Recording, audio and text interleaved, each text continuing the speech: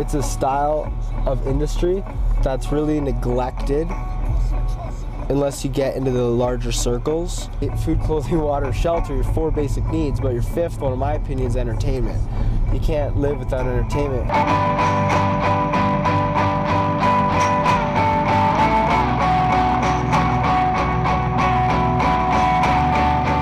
When I was 16 years old, I realized I'm meant to make movies at 16. And so when I was 16, I said, I need to make movies, so I dropped out of high school at 17 to make movies, because I knew that if I stayed in and rode the wave with everyone else, I wouldn't be the tide maker. The only way I could explain it is like the big form of film. You have an army of people. It's an army of people building a skyscraper. It's like building a skyscraper. There's hiring contractors, engineers, architects for sets. I mean, when it hits that vast level. And so if you can't start it off at a little anthill, how the fuck can you grow?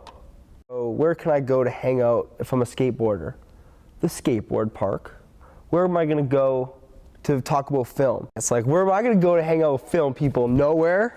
So CSIF was that one place I could go to and talk shit and be like, I did this, you know, brag. I could brag, and like it's good to brag when you're creating epic shit. You know, it's good. You're allowed to brag. You're not arrogant, but you know, you can flaunt it.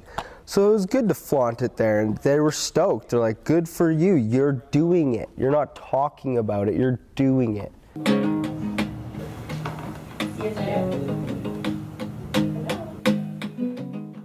It seems a lot more approachable, a lot more accessible for first-time filmmakers to even go near the idea or of making a film.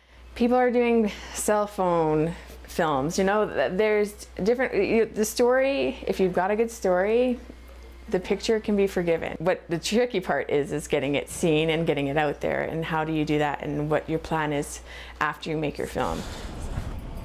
Filming fun stuff on the grind. Gonna sell my movie quick time. Get that money, hopefully. I'm an independent filmmaker, can't you see? I'm on the streets, DVD, wanna get it on the big movie screen. Cut. Sir, do you like Doritos? You like hot dogs or hamburgers or anything? Because if so, you'll like Eli Regrets. I'd sell DVDs on the street sometimes. Be like, hey, Calgary Independent Film Fest, Calgary Independent feature film, local feature film, local feature film. Just tell everyone, like, yo, feature film, local feature film, local feature film, feature film. Best shit ever, best shit, you know?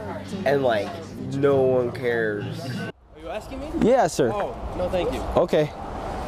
Story of my life. I would talk to like 200 people, and maybe like 3 out of 200 people would stop and like look at it and be like, how much? I'm like, $10, man, $10.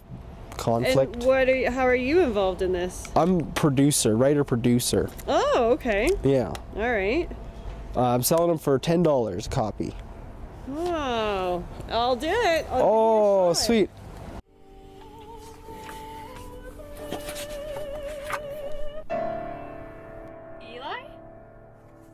The anticipated budget was $200,000, but then when you wake up and you have to put your socks on and your shoes on, your pants on, your shirt on, then as all your dreams and hopes start dissipating on the toothbrush, you realize that $200,000 is a fuck ton of money.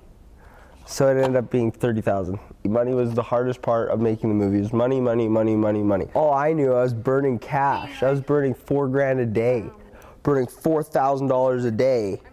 Cash on this thing. And the nice thing about it is they're always updating it.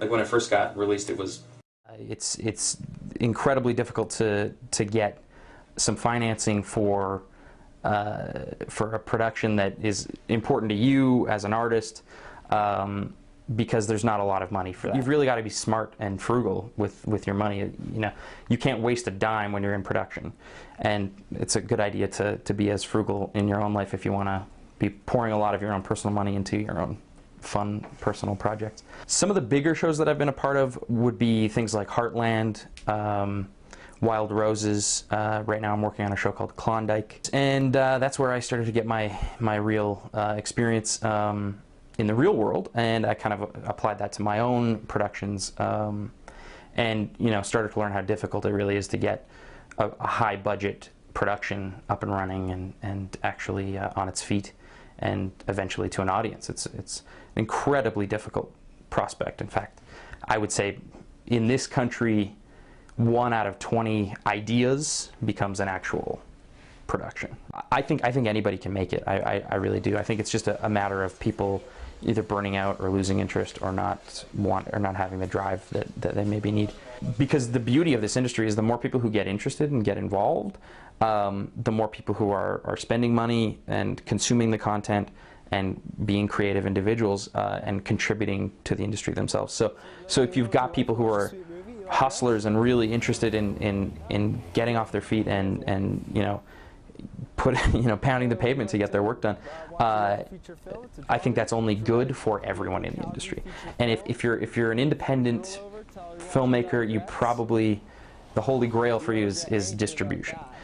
I mean, it sounds cheesy, but something that you probably don't want to do if you're trying to make it is give up. When you were working, like, how did you save? What kind of struggles did you have to like kind of skimp on and whatnot?